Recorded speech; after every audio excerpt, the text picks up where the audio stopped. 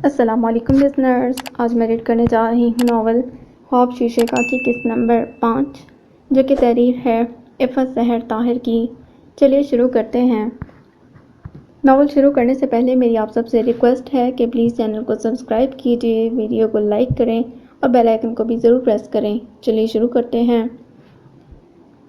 وہ ابھی اسی خواب سے اٹھا تھا، پسینے میں شرابور، تیز ہوتی دھڑکن لیے اور وحشت تھی کہ جاگ جانے کے بعد بھی کم نہ ہوتی تھی۔ طوائف کا بیٹا، ناجائز اولاد کی سٹیمپ اور برستی بارش والی طوفان سیاہ رات جس نے نمیر آفندی کی قسمت کا سارا کھیل ہی بدل دیا تھا۔ اس نے اٹھ کر سائڈ ٹیبل پر رکھی پانی کی بوتل اٹھا کر منہ سے لگائی اور گھٹاگھٹ پانی پی گیا۔ وہ اٹھ کر چلتا ہوا ننگے پاؤں کھڑکی تک آیا اور پردے ہٹا کر کھڑکی کھول دی۔ سورج نکل رہا تھا مگر نسیم سحر میں ابھی نرمی اور گیپ باقی تھا۔ اس نے 2-3 گہری سانسیں لے کر تازہ ہوا کو پھیپھڑوں میں بھرتے ہوئے گویا اندر کی قساوت کم کرنے کی کوشش کی، مگر اندر جلتا ہوا مابر کسی طور بھی سرد نہ پڑتا تھا۔ ہاں، جو آگ 14 سالوں سے نہ بجھی وہ اب کیا بجھے گی؟ وہ خود استہزائیہ سا مسکرایا۔ اس کے ہر انداز سے اذیت جھلکتی تھی۔ وہ زندگی جینے کی کوشش کرتا مگر یہ خواب اور خود سے کیے گئے عہد اسے دوبارہ سے اسی دور میں پٹخ دیتے تھے۔ وہ چونکا، پلٹ کر دیکھا، تکیے کے پاس رکھا اس کا موبائل ترتھرا رہا تھا۔ استعجاب سے بھنگ اچکا کر وہ بستر کی طرف بڑھا۔ اسے بھلا اتنی صبح فون کرنے والا کون تھا؟ مگر پھر سومیا کے نام پر نظر پڑتے وہ ٹھنڈا پڑ گیا۔ پہلے فون کاٹنے کا سوچا، پھر ایسے ہی فون اٹھا لیا۔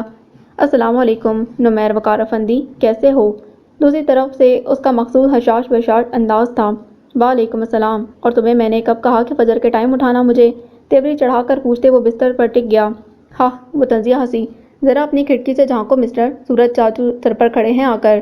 پھر بھی یہ فرض تمہیں تفویض نہیں کیا تھا میں نے، وہ اسی انداز میں بولا۔ تم چپ رہو، تم سے کسی نے مشورہ نہیں مانگا، اسے باقاعدہ ڈپٹ کر بولی تو وہ اکتایا۔ صبح صبح یہی بکواس کرنے کے لیے فون کیا ہے؟ نہیں، ایک اور خوشخبری کے لیے۔ وہ جیسے خود ہی محسوس ہوئی، اس کی خوشی ایسی تھی جیسے بچوں جیسی بے ساختہ، مگر نمبر ذرا بھی متاثر نہیں ہوا۔ سنائے بغیر تمہیں چین تو آئے گا نہیں، اس لیے جلدی سے بتا دو۔ میرے پاس فضول باتوں کے لیے وقت نہیں، بڑے اکڑے اور بد تہذیب لہجے میں بولا تو دوسری طرف لمحے بھر کے لیے خاموشی چھا گئی۔ چلو ٹھیک ہے، پھر سرپرائز ہی صحیح۔ قدرے توقف کے بعد وہ پھیکے لہجے میں بولی تو نمیر افندی کو جی بھر کر غصہ آیا۔ ایک تو پہلے ہی وہ اس خواب کے زیر اثر بیٹھا تھا، اوپر سے سومیا کے یہ ڈرامے۔ وہ حتے سے اکھڑ گیا۔ دماغ تو ٹھیک ہے تمہارا؟ صبح صبح یہ ڈرامے دکھانے کے لیے کال کی ہے تم نے؟ بیوقوف سمجھا ہوا ہے مجھے یا پھر بیوقوف بنانے کی کوشش کرتی ہو؟ نمیر، وہ دنگ رہ گئی۔ اس سے پہلے کہ وہ لڑتا الجھتا مگر اس قدر بدتمیزی اور بدمزاجی کا مظاہرہ نہیں کیا تھا۔ شٹ اپ سومیا، اور ایک بات لکھ کر رکھ لو، جو تم چاہتی ہو وہ کبھی نہیں بن سکتا، میں کبھی بھی نہیں، انڈرسٹینڈ؟ وہ بری طرح چلایا۔ دوسری طرف وہ آنکھوں میں آنسو لیے گنگ تھی۔ لائن کاٹ دی گئی۔ سومیا کا گویا دنیا سے رابطہ منقطع ہوا تھا۔ اس کا معصوم سا دل بری طرح ٹوٹا تھا۔ مبین آفندی کو قدرت نے شادی کے 3 سال بعد بھی اولاد کی خوشی سے محروم ہی رکھا تھا۔ ایسے میں سمرا کے پاؤں بھاری ہونے کی خبر نے آفندی ہاؤس میں خوشی کی لہر دوڑا دی تھی۔ ماں جی روتی جاتیں اور سمرا پر سے صدقے کے روپے وار کر کام والیوں کو دیتیں۔ اپنا سر پھرا لاڈلا بیٹا یاد آتا، اس نے بھی تو انہیں خوشخبری دی تھی۔ سب ان آنسوؤں کو خوشی کے آنسو سمجھتے، نادان دنیا والے۔ غم اور خوشی کے آنسو میں فرق کرنے کے لیے دل کی آنکھ کا ہونا ضروری ہوتا ہے، ورنہ رنگ اور ذائقے میں کوئی فرق نہیں ہوتا، دونوں میں سے ایک سی شفافیت اور ایک سی نمکینی ہوتی ہے۔ صدیقہ بھابھی کے تو مانو سینے پر سانپ لوٹ گئے۔ چند ماہ پہلے آئی سمرا ان سے بازی لے گئی تھی۔ انہوں نے ڈاکٹروں کے علاوہ پیروں فقیروں کے آستانوں کے بھی چکر لگانے شروع کر دیے تھے۔ دوسروں کی خوشی سے حسد کرنے والے در حقیقت اللہ کی تقسیم کی نفی کر رہے ہوتے ہیں، ورنہ جو چیز اللہ نے کسی کو دی ہو اسے جلنا کیسا، جبکہ ہر کسی کو قسمت کے مطابق ملنے کا وعدہ ہے۔ صدیقہ بھابھی کو اندر ہی اندر سمرا سے حسد پیدا ہو گیا۔ ان کے خیال میں سمرا نے یہ خوشخبری سنا کر ان کی حیثیت گھٹا دی تھی، اور اللہ بہتر جاننے اور فیصلہ کرنے والا ہے۔ تو ہے کسی کی مجال کہ اس کے کیے کے خلاف جائے، وہاں تو دم مارنے کی بھی جگہ نہیں۔ صدیقہ بھابھی بھی جلتی تڑپتی سلگتی سمرا سے نفرت کرتی، مگر وہ اس کا نصیب نہیں بدل سکتی تھیں۔ سر شکر پروردگار کا کہ اس نے کچھ کا اختیار انسان کو دے کر کن کا اختیار اپنے پاس ہی رکھا، ورنہ انسان تو نہ کسی کو روزی دیتا اور نہ ہی اچھی قسمت۔ اللہ ہی بہترین جاننے اور سمجھنے والا ہے۔ بے شک ملاحہ اور فرزین کے ساتھ وہ شاپنگ مال میں آئی تو چند ایک چیزیں ہی خریدی تھیں کہ طے شدہ پلان کے مطابق دلال صاحب تشریف لے آئے۔ مسکراتی نظروں سے وہ بے نیاز نظر آنے کی کوشش کرتی مہرماں کو دیکھتا۔ ملاحہ فرزین سے ہیلو ہائی کر رہا تھا۔ واؤ، کیا سرپرائز ہے، وہ خوش ہو رہی تھی۔ ہو گئی شاپنگ تم لوگوں کی؟ طلال کا روئے سخن ملاحہ اور فرزین کی طرف تھا۔ ابھی تو کوئی آپ ہی نے اپنی چیز لی نہیں، میں اور ملاحہ تو رہتے ہیں باقی۔ فرزین نے منہ لٹکایا۔ اوف، اتنی گرمی میں اپنی آپ ہی کو لے کر پھر رہی ہو جبکہ یہ اپنی شاپنگ بھی کر چکی ہے۔ اب تم لوگ اپنی شاپنگ مکمل کر کے آؤ، میں اتنی دیر میں فرسٹ فلور پر موجود آئس کریم پارلر کا چکر لگواتا ہوں تمہاری آپ ہی کو۔ اور ہم؟ وہ دونوں احتجاجاً چلائیں۔ بھئی ہم کون سا آئس کریم کھا کر وہاں سے بھاگ جائیں گے؟ تم دونوں اپنی شاپنگ مکمل کر کے ہمیں جوائن کر لو، ایک آئس کریم تو تم لوگوں کے ساتھ بھی ہو جائے گی۔ طلال نے فوراً دوستانہ انداز میں حل پیش کیا۔ تو پھر کہیں جا کر دونوں کو سکون آیا۔ ان دونوں کے آگے جانے کے بعد طلال نے مسکراتے ہوئے خود سے کتراتی کھڑی مہرماں کو دیکھا۔ ہاں جی چلیں پھر۔ وہ بے ساختہ ہلکے سے ہنس دی۔ جوکر۔ وہ دونوں چلتے ہوئے خود کار سیڑھیوں تک آئے تو ادھر ادھر کی باتوں میں مگن خود سے کچھ فاصلے پر ان کے تعاقب میں آتے شخص پر ان دونوں میں سے کسی کا بھی دھیان نہ تھا۔ ان دونوں نے خود کار سیڑھیوں پر نیچے جانے کے لیے قدم رکھے اور ان سے ٹھیک 4 سیڑھیاں اوپر ان کے پیچھے آتے شخص نے بھی۔ وہ نیند کے جھونکوں کی زد میں تھا۔ وقار، زرنگار نے اسے ہولے سے پکارا۔ وہ چونکا۔ نیند سے بوچھل ہوتی آنکھیں پل بھر کو گلابی جھلک دکھا کر پھر بند ہو گئیں۔ زرنگار کو اس پر ترس بھی آیا اور پیار بھی، اور سب سے زیادہ فخر محسوس ہوا۔ یہ وہ مرد تھا جو اس کے لیے اپنی سلطنت ٹھکرا کر آیا تھا۔ وقار، بات تو سنیں، اس نے احتجاج کیا۔ ابھی اس نے کمرے کی لائٹ بند بھی نہیں کی تھی۔ وہ نیند میں جھومنے لگا۔ سن رہا ہوں، وہی غنودگی میں ڈوبا لہجہ۔ آنکھیں تو بند ہیں آپ کی۔ زرنگار نے مشکوک نظروں سے اسے دیکھا۔ تمہیں کس گدھے نے کہا کہ میں آنکھوں سے سنتا ہوں؟ کان کھلے ہیں میرے، تم بات کرو۔ بڑے ٹھنڈے تن سے اب کی بار اس نے تفصیلی تسلی کروائی تو زرنگار اسے گھورنے لگی، مگر ایک نیند میں جھومتے جھامتے شخص پر یہ گھوریاں کلاشنکوف کے برسات تو اثر نہیں کر سکتی تھی نا۔ میں سوچ رہی تھی کہ اللہ تعالیٰ ہمیں کیا دے گا، دھیمے لہجے میں پوچھا۔ تم کو میں اور مجھے تم مل گئی، اب اور کیا چاہیے ہمیں؟ وہ مطمئن سا تھا۔ سرشار۔ اولاد کی بات کر رہی ہوں، زرنگار نے ٹوکا۔ وہ بھی اللہ بہتر ہی کرے گا، وہ کانے تھا، اللہ نے اسے زرنگار دے دی، آگے بھی وہ بہترین ہی دے گا۔ اور اگر وہ کہنے لگی مگر جذبات سے کچھ ایسا غلبہ پایا کہ فی الفور گلا رند گیا۔ وقار کی آنکھیں پٹ سے کھلیں۔ اگر کیا؟ حیرت سے اسے دیکھا۔ اگر بیٹی دے دی تو؟ وہ اٹکی۔ وقار فی الفور اس کی بات کی گہرائی تک پہنچا، خوشمگی انداز میں اسے دیکھا اور دانت پیس کر بولا، تو پھر میں تمہیں ایک زوردار تھپڑ دے ماروں گا۔ وہ بے اختیار تھوڑا سا پیچھے ہٹی، خوفزدہ ہو گئی۔ وقار تھکاوٹ پرے دھکیلتا اٹھ بیٹھا۔ بے وقوف، یہ کیسا سوال ہے؟ زرگل بائی کی بیٹی کو سینے سے لگا کر لے تو آیا تو کیا اپنی بیٹی کو نہیں اپناؤں گا؟ وہ فوراً ہی بات کی تہہ تک پہنچ گیا تھا۔ اس کے جواب نے زرنگار کو تشکر کے جذبات میں بھگو ڈالا۔ اوف، اس نے بے اختیار آگے بڑھ کر وقار کے شانے پر سر رکھا۔ ڈرا دیا تھا آپ نے مجھے۔ اپنی باتیں بھی تو دیکھو، مجھے پتہ چل گیا ہے کہ جو تم پوچھنا چاہ رہی ہو زری، میں اللہ سے بیٹا مانگتا ہوں، اس کے خزانے بھرے پڑے ہیں، اس سے ہمیشہ بہترین چیز مانگنی چاہیے، لیکن اگر وہ بیٹی دے گا تو شکر الحمدللہ، وہ وقار آفندی کی بیٹی ہوگی، بے نام و نشان نہیں۔ وہ بے حد سنجیدہ تھا۔ زرنگار کی آنکھیں نم ہو گئی۔ وہ دونوں خوشگپیوں میں مصروف یونیورسٹی کی شرارتوں اور یادوں کو دہراتے آئس کریم کے پیالے سامنے رکھے اس کے پگھلنے کی فکر کیے بنا باتوں میں مصروف تھے۔ خبردار، جو آئندہ سے تم نے اس طرح ملنے کی فرمائش کی تو مجھے اتنا برا لگا۔ مہرماں اسے آئندہ کے لیے تنبیہ کر رہی تھی۔ جھوٹی۔ طلال اس کی شکل دیکھ کر شرارت سے ہنسا۔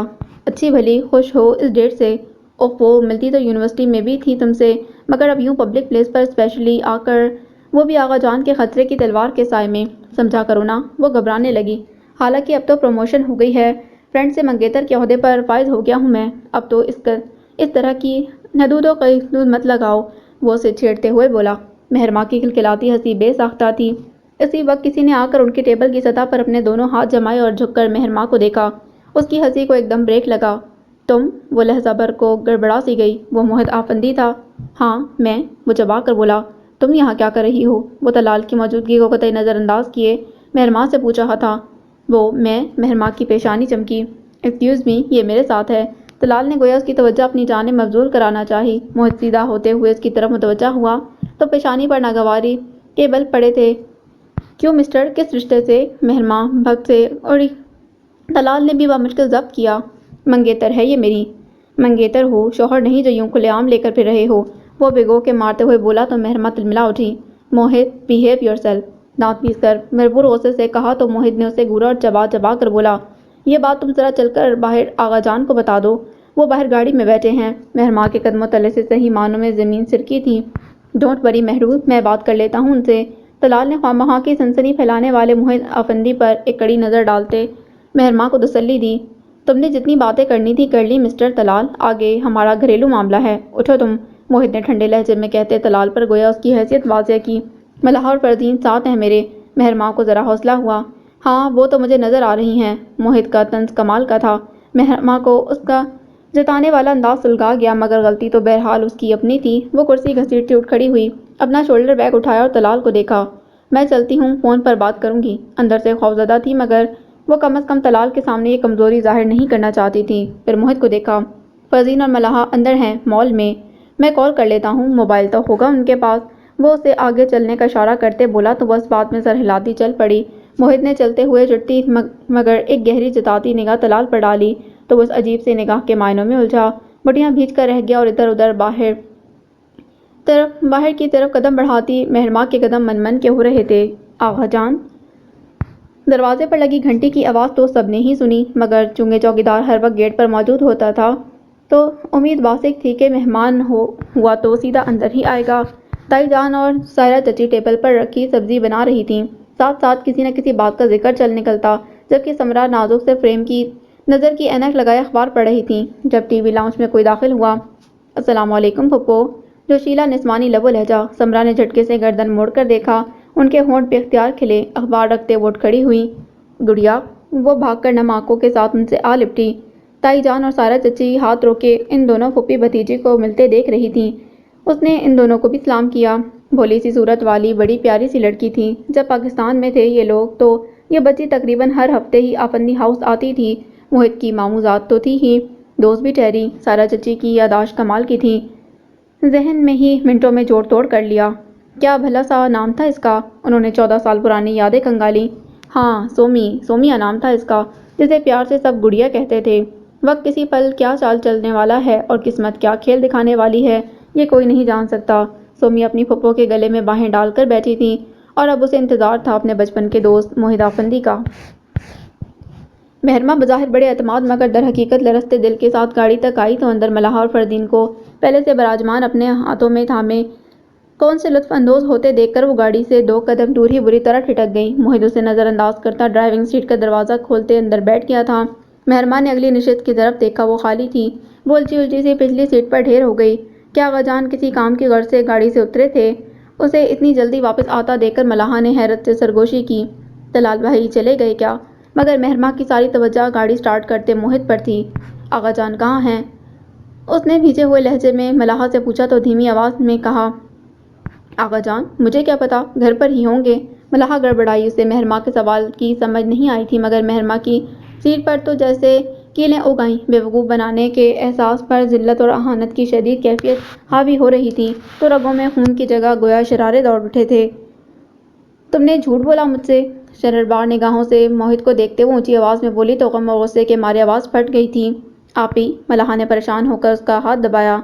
فردین بھی گھبرا گئی تھی۔ موہت گاڑی مین روڈ پر لے آیا، اطمینان سے بولا، تو کیا تم چاہتی ہو کہ سچ میں یہاں آغا جان ہوتے؟ تم ایک انتہائی بیہودہ اور اول درجے کے جھوٹے شخص ہو۔ تمہیں کوئی حق نہیں پہنچتا تھا کہ تم اس طرح کی فضول سچویشن کریٹ کرتے۔ تذلیل کا گہرا احساس اس کے دل کو کچل رہا تھا، چہرے سے تپش کی لپیٹیں نکل رہی تھیں، جی تو چاہ رہا تھا تھپڑوں سے موہت آفندی کا چہرہ بگاڑ دے۔ کس قدر ذلیل کیا تھا آج اس کی بےہودگی نے۔ اور طلال، اف میرے اللہ، آفندی ہاؤس کے ہونے والے داماد کی کیا عزت افزائی کر کے آیا تھا وہ۔ فردین اور ملحہ بیچاری حواس باختہ سی تھیں، سمجھ میں نہ آ رہا تھا کہ اس وپریت شیرنی کے بھڑکنے کی وجہ کیا ہے اور اسے قابو کیسے کیا جائے۔ فی الحال تو چپ رہنے میں ہی بھلائی تھی۔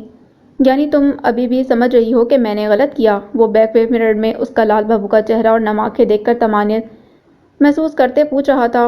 پھر گویا ہوا، تو چلو ٹھیک ہے، چل کے آغا جان سے ہی فیصلہ کروا لیتے ہیں۔ مہرو نے سختی سے لب کھینچے، در حقیقت اس کا زور زور سے رونے کو جی چاہ رہا تھا۔ شاید اللہ تعالیٰ نے موہت آفندی نامی سزا دنیا میں ہی اس کے لیے تجویز کر دی تھی۔ گھر پہنچ کر پورچ میں گاڑی رکتے ہی وہ فوراً نیچے اتری اور دروازہ زور سے بند کیا کہ دونوں لڑکیوں نے کانوں پر ہاتھ رکھ لیے۔ اسے ٹینشن کے دورے پڑتے ہیں کیا؟ موہت ملحہ سے پوچھ رہا تھا اور وہ بیچاری شرمندہ سی ہو رہی تھی۔ اچھی بھلی خوش مزاج سی مہرماں کو نہ جانے کیا ہو گیا تھا۔ وہ تینوں مہرماں کے پیچھے ہی اندر داخل ہوئے۔ السلام علیکم۔ اندر داخل ہو کر موہت نے خواتین کو لاؤنج میں براجمان پا کر بآواز بلند سلامتی بھیجی تھی۔ موہت ادھر تو دیکھو بھلا کون آیا ہے؟ سمرا کی آواز میں چہکار سی تھی۔ سومیا مسکراتے ہوئے اپنی جگہ سے اٹھی تو اسے دیکھ کر موہت بری طرح چونکا، پھر اس کے تاثرات میں خوشگواریت بھر آئی۔ مائی ڈیئرسٹ فرینڈ، موہت نے آگے بڑھ کر خوش دلی سے کہتے بے تکلفی کے ساتھ مومنہ کا بڑا ہوا ہاتھ تھاما۔ کب سے آئی ہوئی ہو پاکستان، اب یاد آئی ہماری؟ وہ اس کے ہاتھ کو ہلکا سا جھٹکا دے کر جتاتے ہوئے کہہ رہا تھا۔ سومیا کے ہونٹوں پر پھیکی سی مسکراہٹ چمکی، کسی کے رویے کی بدصورتی پردہ ذہن پر لمحہ بھر کو جھلملائی تھی۔ ایسے ہی بس، اس نے اپنے مرجھائے لب و لہجے پر جیسے بشاشت کا لبادہ فوراً ہی اوڑھ لیا تھا۔ مگر اب میں نے جان لیا ہے کہ دنیا میں ایک اچھے دوست سے بڑھ کر اور کوئی رشتہ نہیں ہوتا، اسے نبھانے میں ہمیشہ ترجیح دینی چاہیے۔ اس نے موہت کے مسکراتے چہرے پر نظر جما کر کہا۔ بیٹھو، اس نے سومیا کو اشارہ کیا اور فردین اور ملاحہ سے اس کا تعارف کروانے لگا۔ اس کا موڈ بہت فریش لگ رہا تھا۔ تعارف کے مرحلے سے گزرتی موہت کے رویے کی نرمی اور توجہ کو جانتی سومیا دل ہی دل میں نمیر افندی اور موہت افندی کا تقابلی جائزہ لینے میں مصروف تھی۔ ایک محبت کا رشتہ تھا تو دوسرا دوستی کا۔ قدرت ہی جانتی تھی کہ سومیا کا دل کس راہ کا مسافر ہونے والا تھا۔ وہ اپنی تذلیل کا جتنا بھی ماتم مناتی کم تھا۔ دل تھا کہ کسی طور چین ہی نہیں پا رہا تھا۔ بیٹھتی تو تڑپ کر اٹھ کھڑی ہوتی، ٹہل ٹہل کر ٹانگیں شل ہو رہی تھیں۔ رونا تھا کہ تھمنے میں نہ آتا تھا۔ سمجھا کیا ہے خبیث انسان نے مجھے، جب جی چاہا جس کے سامنے چاہا ذلیل کر دیا اور پھر طلال کی بے عزتی۔ اوف! اس سوچ کے ساتھ ہی اس کے دل پر ہاتھ پڑا تھا۔ کیا سوچ رہا ہوگا وہ؟ کس طرح کی فیملی ہے ہماری؟ تنگ نظر، تنگ دل، اور یہ پہنچا کیسے وہاں؟ فردین اور ملاحہ پر نگاہ رکھی ہوئی تھی اور مجھ پر بھی، یعنی باقاعدہ پلاننگ۔ اچانک پہنچ نہیں سکتا وہاں؟ اس کا دماغ سوچ سوچ کر دکھنے لگا تھا۔ رو رو کر آنکھیں سجا لی، واش روم میں پانی کا نل کھولے، واش بیسن پر جھکے اس نے چہرے پر ٹھنڈے پانی کے چھینٹے مارے تو ذہن میں دھماکہ سا ہوا۔ سورج سوچ کا ایک نیا در واہ ہوا تھا۔ گویا تزین نے میری اور طلال کی باتیں سنی تھیں تو کیا اسے اپنی ہی سوچ پر یقین نہیں آیا؟ تولیے سے چہرہ تپتپاتے ہوئے اس کا ذہن سنسنا رہا تھا۔ وقار افندی اور زرنگار کی زندگی باہمی محبت اور اعتماد کے سہارے دھیرے دھیرے اپنی راہ پر گامزن تھی۔ فلیٹ کا کرایہ زیادہ نہ تھا، سو دوستوں کے ہر تعاون کو ٹھکراتے وہ زرنگار کو 2 کمروں کے کرائے کے گھر میں لے آیا تھا۔ یار دوست کیا صرف بھلے وقتوں کے لیے ہوتے ہیں؟ مظہر اور کاشف سخت خفا تھے۔ وقار کے ہونٹوں پر طمانینت بھری مسکراہٹ۔ جب برا وقت آئے گا تب دیکھی جائے گی، ابھی تو سب بھلا ہی ہے۔ اس کا اطمینان قابل دید تھا، مگر خوشیوں کے دھیرے دھیرے جھولتے اس ہنڈولے کو شدید جھٹکا تب لگا جب وقار افندی کو بنا کوئی توجیہ پیش کیے نوکری سے جواب دے دیا گیا۔ وہ سخت پریشان تھا۔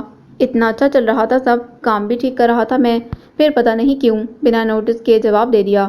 اس سے کھانا بھی ٹھیک سے نہیں کھایا جا رہا تھا اور زرنگاہ کا بس نہ چل رہا تھا کہ اس کی ہر پریشانی خود میں سنبھولے۔ اس نے اپنے اندر کی بے چینی کو دباتے لبوں پر خوبصورت سی مسکراہٹ سجا کر لقمہ بنا کر اس کے منہ میں ڈالا۔ اللہ کے رزق کو آگے رکھ کے انتظار نہیں کرواتے، گناہ ملتا ہے، رزق کی بے حرمتی ہوتی ہے۔ وہ مسکرا رہی تھی۔ وقار نے اس کا ہاتھ تھاما، لقمہ چباتے ہوئے وہ اسے دیکھ رہا تھا۔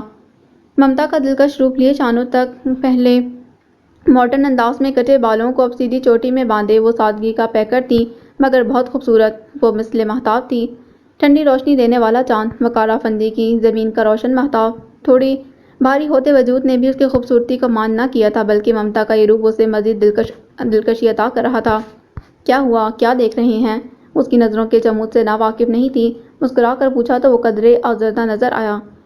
زرنگار نے دوسرا نوالا آگے بڑھایا، مگر اس نے منہ نہ کھولا۔ کیا نہیں سوچا تھا میں نے زری، ہمارے مستقبل کے لیے تمہیں بڑی شان سے بیاہ کر افندی ہاؤس لے جانے کا تہیہ کر رکھا تھا میں نے، اور نصیب میں لکھا تھا یہ کرائے کا 2 کمروں کا مکان۔ زرنگار نے اس کی مایوسی اور آزردگی کو ہنسی میں اڑا دیا۔ ہاں تو میں کہاں کی ملکہ تھی؟ میرے دل کی ملکہ تو تھی نا۔ وہ ابھی سنجیدہ تھا۔ وہ تو اب بھی ہوں، باقی حالات اور موسم تو آتے جاتے رہتے ہیں وقار، ان کی کیا ٹینشن لینا۔ وہ بھی سنجیدہ ہو گئی تھی۔ دل میں کوستی تو ہوگی مجھے، یہ تنگ دستی یہ کم آئے گی، تمہارے تو خواب و خیال میں بھی نہ ہوگی۔ وقار، اس کا دل واقعی تڑپ اٹھا تھا۔ کیا ہو گیا ہے آپ کو؟ میں خوش ہوں، بہت خوش۔ وہ اپنی بات پر زور دیتے بولی تو اس کا نوالے والا ہاتھ پرے کرتا اٹھ گیا۔ زرنگار نے نوالا پلیٹ میں واپس رکھتے دسترخوان سے ہاتھ صاف کیا اور بجلت اٹھی۔ کسے یقین دلا رہی ہو زری، مجھے یا خود کو؟ وہ جانے اس پر ہنسا تھا یا خود پر۔ صحن میں سامنے لگے بیسن پر جا کر کلی کرنے لگا۔ منہ ہاتھ دھو کر وہ واپس آیا تو زرنگار نے سفید تولیہ اس کے ہاتھ میں تھمایا اور پلٹ کر کمرے میں چلی گئی۔ وقار ٹھٹکا، وہ ناراض ہو گئی تھی۔ تولیہ ریک پر لٹکا کر وہ اس کے پیچھے کمرے میں گیا۔ پلنگ کے کنارے بیٹھی سر جھکائے چادر کے ڈیزائن پر انگلی پھیر رہی تھی۔ وقار کو خود پر افسوس ہوا، ایسے ہی ٹینشن کا شکار ہو کر اس کا بھی موڈ خراب کر دیا۔ اس کے سامنے کھڑے ہو کر وقار نے دونوں ہاتھوں میں اس کا چہرہ تھام کر اوپر کیا تو نم آنکھوں میں بے چینی سی تھی۔ میں نے تو ایسے ہی، تم تو سیریس ہی ہو جاتی ہو یار، پتہ تو ہے فضول بولتا رہتا ہوں میں۔ آپ ان حالات میں گزارا کریں گے تو کیا میں نہیں کروں گی وقار؟ لاکھوں کے لالچ میں نہیں، عزت کی روٹی کے لالچ میں آپ کے ساتھ نکاح کیا تھا، پھر کیوں میرا دل دکھاتے ہیں؟ مکمل بھروسہ بھی نہیں کرتے، آدھا بھروسہ تو دل ہی دل کو توڑ دیتا آدھا بھروسہ تو دل کو توڑ دیتا ہے وقار۔ وہ بے حد آزردہ خاطر تھی، آنکھوں میں نمی اور لرزتے گلابی لب۔ وقار نے بشیماں ہو کر بے اختیار اس کا سر اپنے سینے سے لگا لیا تھا۔ آقا جان کا فون آیا تھا۔ سلام دعا کے بعد انہوں نے ہنکار بھرا اور تن سے پوچھا، کیا حال ہے برخودار؟ عشق کا بھوت اترا یا ابھی بھی کچھ باقی ہے؟ میں اس بھوت کے ساتھ بہت خوش ہوں، آپ کام کی بات کریں۔ وقار نے رسان سے جواب دیا تو وہ تحکمانہ رونق سے بولے، یہ ڈرامے بازی چھوڑو، بہت جذباتیت دکھا لی تم نے اور برداشت کر لی ہم نے، سیدھے گھر آؤ اب۔ تو پھر آپ بھی اپنی بہو کے استقبال کی تیاریاں کر لیں بابا جان۔ وہ بڑے اطمینان سے بولا۔ بکواس بند کرو، غوطہ پوچے گرج کر بولے۔ خبردار جو نطفہ ناتحقیق کو دوبارہ سے اس گھر میں لانے کی بات کی ہو تو۔ ان کی زبان سے زرنگار کے لیے گالی سن کر وقار کی رگوں میں شرارے دوڑ اٹھے۔ بابا جان، وہ نے سختی سے ٹوک گیا، اس کا ماضی جو بھی رہا ہو، اس کی موجودہ پہچان یہی ہے کہ وہ وقار آفندی کی بیوی اور آغا ذوالفقار آفندی کی بہو ہے۔ الو کے بچے، خبردار جو ہمارا نام اس بے اہمیت عورت کے ساتھ جوڑا۔ وہ غیظ و غضب کا شکار ہونے لگے۔ تو پھر وقار آفندی کو بھی بھلا دیں، اس کا نام بھی اس عورت کے نام سے ساتھ جڑ چکا ہے بابا جان، اور اب موت کے بعد ہی الگ ہوگا۔ اس کی آنکھوں میں سرخی اتر آئی تھی۔ بعض اوقات دل کے بہت قریب رہنے والے ہی دل دکھا جاتے ہیں، بس ہمیں پتہ دیر سے چلتا ہے۔ اس کے اپنے ہی یہی کام کر رہے تھے اور بار بار کر رہے تھے۔ ہر بار زرنگار اس کے دل میں مزید اتر جاتی تھی، وہ اس کے اور قریب ہو جاتا۔ بہت پچھتاؤ گے وقار، واپس لوٹ آؤ اس سے پہلے کہ میں بھول جاؤں تم سے ہمارا رشتہ کیا ہے۔ بھول تو آپ چکے ہیں بابا جان۔ ان کے تند و تیز لہجے کو وقار آفندی کی ٹھہری ہوئی پرسکون آواز نے کاٹ دیا۔ جب مجھے 3 بار نوکریوں سے جواب ملا، بنا نوٹس کے نکالا گیا، تبھی تھوڑی سی تحقیق کے بعد پتہ چل گیا مجھے کہ آپ مجھ سے کتنی محبت کرتے ہیں، اتنی کہ اپنے بیٹے کو ٹکے ٹکے کی نوکری کرنے نہیں دے رہے، دیکھ ہی نہیں سکتے اتنی محبت کرتے ہوئے۔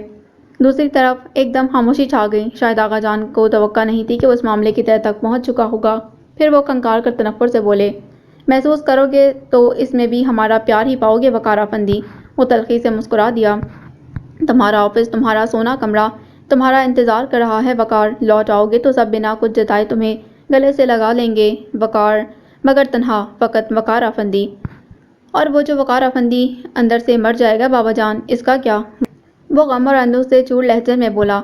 ڈراموں فلموں والے ڈائیلاگ مت بولو مجھ سے وقار، کال دے کر پھرنے والے اندر سے مر ہی جایا کرتے ہیں بابا جان، اور میں وعدہ کر کے مکرنے والوں میں سے نہیں ہوں۔ اللہ حافظ، اس نے قطعیت سے کہہ کر لائن کاٹی اور پھر موبائل ہی بند کر دیا۔ وہ ذہنی انتشار کا شکار ہو رہا تھا۔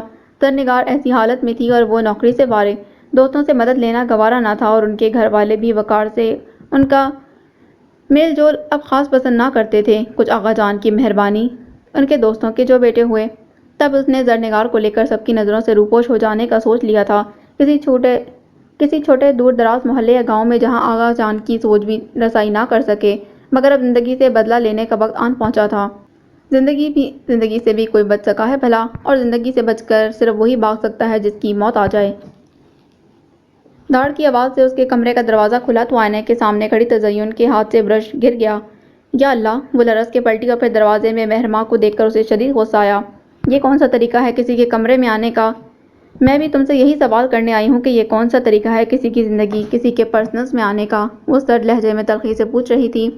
تزین نے چند سیکنڈ کے لیے اس کی بات سمجھنے کے لیے اور پھر سر جھٹک کر وہ پلٹی نیچے گرا ہیئر برش اٹھانے لگی۔ مہرماں کا یقین اور پختہ ہوا۔ یہ آگ تزین کی لگائی ہوئی تھی۔ مجھے کوئی شوق نہیں کسی کے پرسنلز میں گھسنے کا، جسے تمہیں مسئلہ ہے اسے جا کر نپٹو، مجھے اپنے معاملات میں مت گھسیٹو۔ جواب کچھ دیر بعد آیا اور ڈٹائی سے بھرپور آیا۔ گھسیٹ کے تو تم لائی ہو میرے پرسنلز میں موہت آفندی کو۔ مہرماں نے دانت پیس کر کہا تو وہ بھی بگڑی۔ میں نے ایسا کچھ نہیں کیا سمجھی، تم جا کر طلال سے ملو یا کسی XYZ سے، مجھے کیا ضرورت پڑی ہے میں موہت آفندی کو بتاتی پھروں؟ اوہ! مہرماں کے تاثرات میں در حقیقت تعصب اتر آیا، بے حد و حساب تعصب۔ جو بات میں نے کہی ہی نہیں، وہ خود تم نے کر دی تزین۔ بڑے افسوس کی بات ہے، جمعہ 8 دن ہوئے اسے آئے ہوئے اور تمہیں وہ اپنا بیسٹ فرینڈ لگنے لگا ہے۔ تزین زبان پھسلنے پر ذرا گڑبڑائی، مگر اب سنبھلنے اور بات سنبھالنے کے علاوہ کوئی چارہ نہ تھا۔ فضول باتیں کر کے میرا دماغ مت کھاؤ مہرو، جو موہت کی اہمیت ہے اس گھر میں وہ سب پر واضح ہے۔ مجھے نہیں پتا تمہیں اس سے کیا مسئلہ ہے، مگر میرے لیے وہ کزن ہے اور اس گھر کا سب سے اہم ترین فرد۔ وہ گھر کے کسی بھی معاملے سے الگ نہیں ہے، کسی کے معاملے میں ہو یا نہ ہو، مگر میرے ہر معاملے سے وہ شخص الگ ہے۔ تزین وہ غصے کے مارے اونچی آواز میں بولی، اور تمہیں اس کے ساتھ مجھے ڈسکس کرنے کی قطعی کوئی ضرورت نہیں۔ اگر اتنا ہی عزیز کزن ہے تمہارا تو تم اپنے پرسنل ڈسکس کر سکتی ہو اس کے ساتھ، وہ بھی بصدِ شوق۔ مجھے قطعاً کوئی اعتراض نہیں ہوگا۔ تزین کا چہرہ لال پڑا۔ مجھے چیپ لڑکیوں کی طرح پرسنل رکھنے کا کوئی شوق نہیں، اس نے طنز کیا۔ مہربان نے لہجے بھر کو تھم کر اسے دیکھا، پھر ٹھنڈے لہجے میں بولی، اور اگر طلال تمہیں مل جاتا تو تمہارے خیالات یقیناً کچھ اور ہی ہوتے، پھر تمہیں بھی کوئی اعتراض نہ ہوتا چیپ لڑکی بننے پر۔ اس طنز پر تزین کا رنگ یکدم فک ہوا۔ اس نے اڑی ہوئی رنگت کے ساتھ مہرماں کو دیکھا، وہ بات جو وہ آئینے کے سامنے کھڑی ہو کر بھی نہیں کرتی تھی، وہ مہرماں افندی کے دل تک کیسے پہنچی؟ مگر ایک بات یاد رکھ لو تزین، ملا وہی کرتا ہے جو قسمت میں لکھا ہو، دوسروں سے چھین کر اپنا نصیب نہیں بنایا جا سکتا۔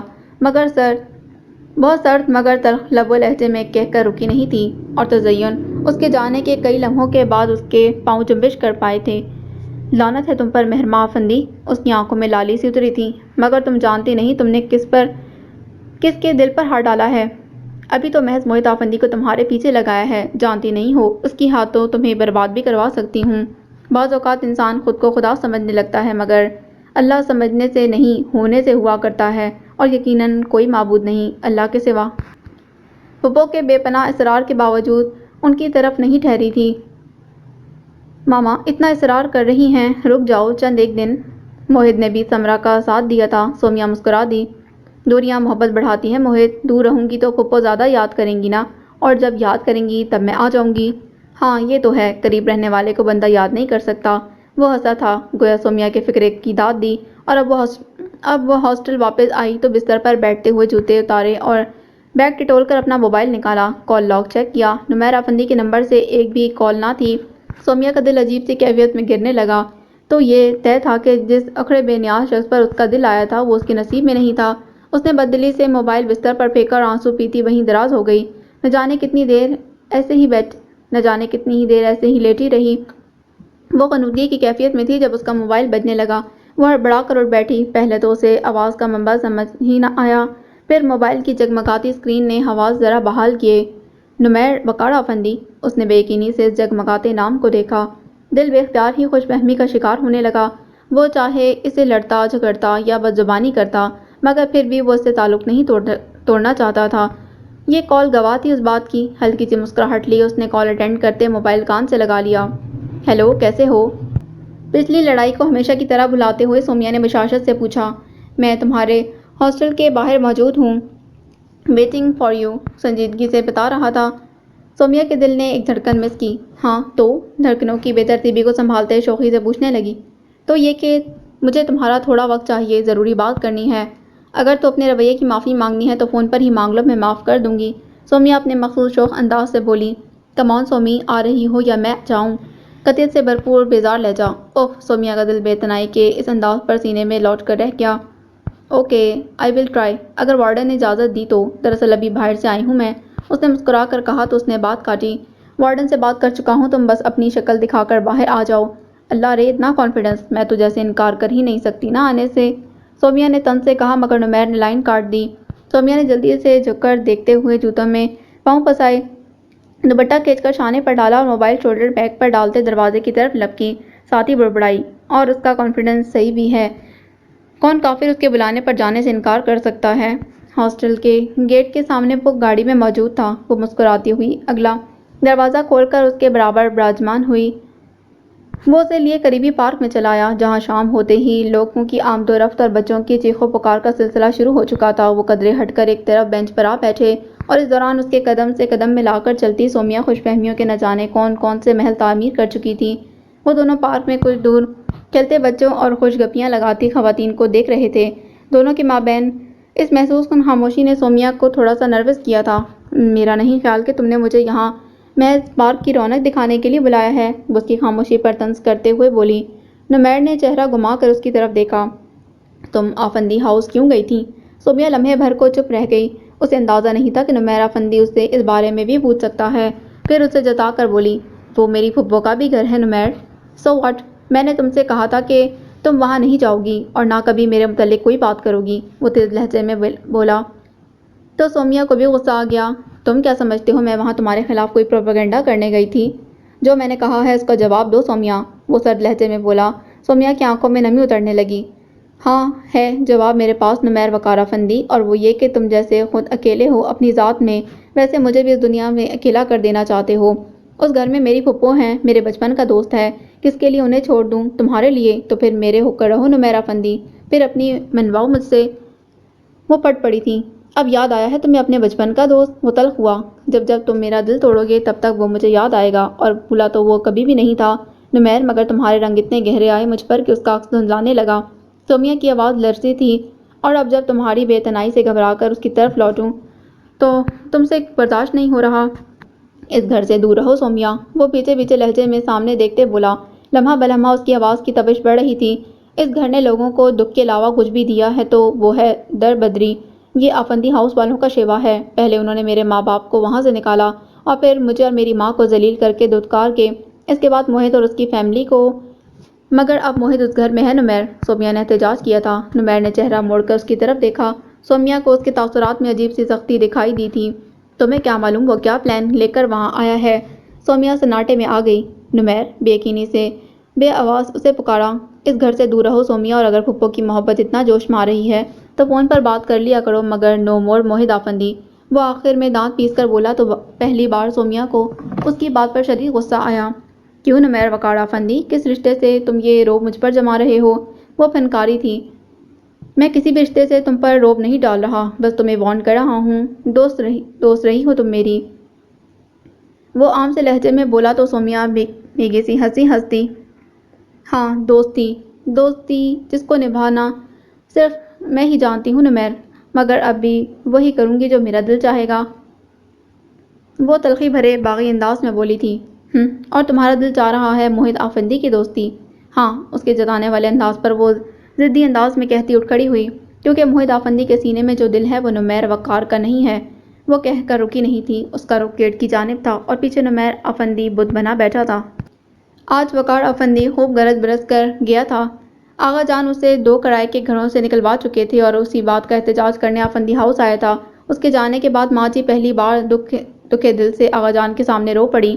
کیا کر رہے ہیں آپ اس کے ساتھ؟ اس کی زندگی کو اور مشکل مت بنائیں، در در کی ٹھوکریں تو پہلے ہی کھا رہا ہے وہ۔ ماؤں والے ٹسپے مت بہاؤ رابعہ خاتون، انہوں نے تحکم بھرے انداز میں کہتے ہوئے بیزاری دکھائی۔ ماں کی گود میں کیسا سکون ہوتا ہے، یہ بچے کو زمین پر اترنے کے بعد ٹھوکریں کھا کر ہی پتہ چلتا ہے۔ ہر ٹھوکر کھانے کے بعد وہ والدین کے پاس روتے ہوئے آتا ہے۔ اسے بھی ٹھوکریں کھلا رہا ہوں تاکہ اسے یہاں کی عیاشی کی قدر و قیمت معلوم ہو جائے۔ ان کا اپنا ہی فلسفہ تھا جس سے کوئی جذباتیت نہ تھی، بس صفاقی اور قطعیت۔ مگر ماں کا کلیجہ تو کٹ گیا نا اپنے لاڈلے کو ٹھوکریں کھاتے دیکھ کر۔ وہ تڑپیں۔ اب وہ وقت دور نہیں رابعہ خاتون جب وہ خود اس غلاظت کے پور کو ٹھوکر مار کر واپس لوٹے گا۔ وہ نہیں لوٹے گا آغا صاحب، اس کے پیروں کی زنجیر بہت پکی ہے اب۔ وہ بلک اٹھیں۔ جذباتی مت بنو آغا ذوالفقار خان کی بیوی کو تو شیرنی ہونا چاہیے، میں خود ان زنجیروں کو توڑ دوں گا، تم فکر مت کرو۔ یہ سب عارضی کشش ہے اس کے لیے، وہ بڑے غرور بھرے انداز میں بولے تو ماں جی نے سسکی بھری۔ اب کی بار یہ زنجیر دائمی ہے آغا صاحب، باپ بننے والا ہے وہ، اولاد کی بیڑی پیروں میں ڈال کے پوری طرح سے اپنی قید میں کر لیا ہے اس جادوگرنی نے ہمارے بچے کو۔ ان کی آواز میں برسوں کے نوحے تھے، اولاد سے بچھڑنے کا غم تھا اور دکھ کی آنچ، مگر آغا جان پر تو گویا صدمے کا پہاڑ ٹوٹ پڑا اس خبر سے۔ اس طوائف زادی سے بچہ جنموائے گا اور وراثت چلائے گا ہماری۔ وہ کف اڑاتے اپنی اولاد کو بھی ان گالیوں سے نواز رہے تھے۔ آغا ذوالفقار خان کی وراثت ایک طوائف کا بیٹا چلائے گا۔ ان کے غیظ و غضب سے افندی ہاؤس کے در و دیوار لرز اٹھے تھے، اور سب نے دلوں پر مہر لگا لی۔ وقار افندی کا بچہ اگر بیٹا بھی ہوا تو وہ وراثت کا حقدار نہیں ٹھہرائے گا، مگر قسمت، بندے قسمت، یہ قسمت ہی ہے جو ذرے کو آفتاب بنا کر فقیروں کے سر پر تاج سجا دیا کرتی ہے۔ وقار افندی تو قسمت سے مار کھا گیا، مگر اس کی نسل، اس کا نمیر وقار افندی قسمت کا سکندر بننے والا تھا، لیکن تقدیر کے لکھے کو کون جان پایا ہے، ماں سوائے اللہ کے۔